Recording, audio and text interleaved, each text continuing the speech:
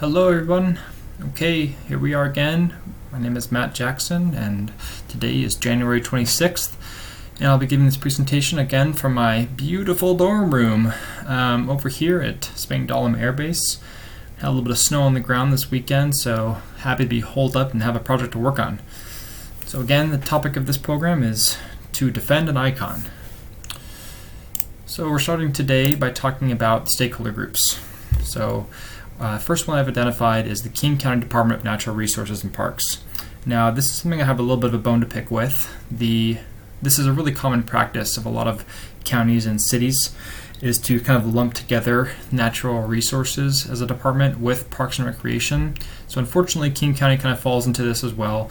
To me, these are two very different organizations, different departments with two very different goals that have to unfortunately share a budget. So that's something we'll have to navigate later on.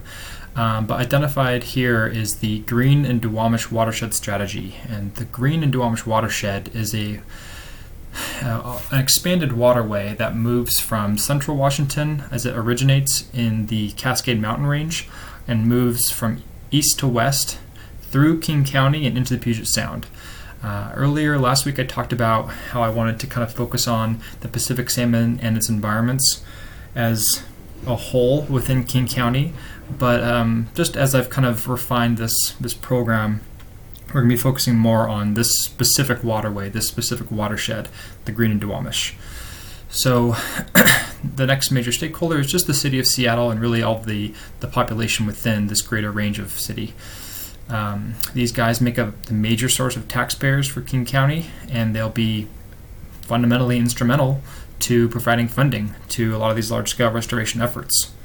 Next stakeholder is the Environmental Protection Agency. These guys currently have a plan in place for that affects the lower Duwamish, specifically as a small portion of the Green and Duwamish watershed. It's a superfund, which is a project essentially to, again, just accrue resources and funding to work on some large projects.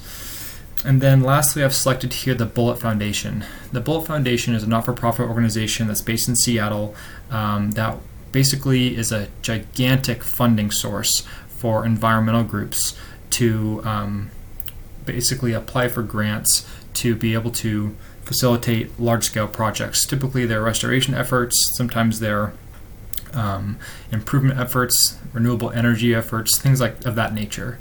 They have a large building in downtown Seattle. I've visited numerous times. These guys just like to get involved with environmental efforts and do really good things. So they would be a major stakeholder and player into this project.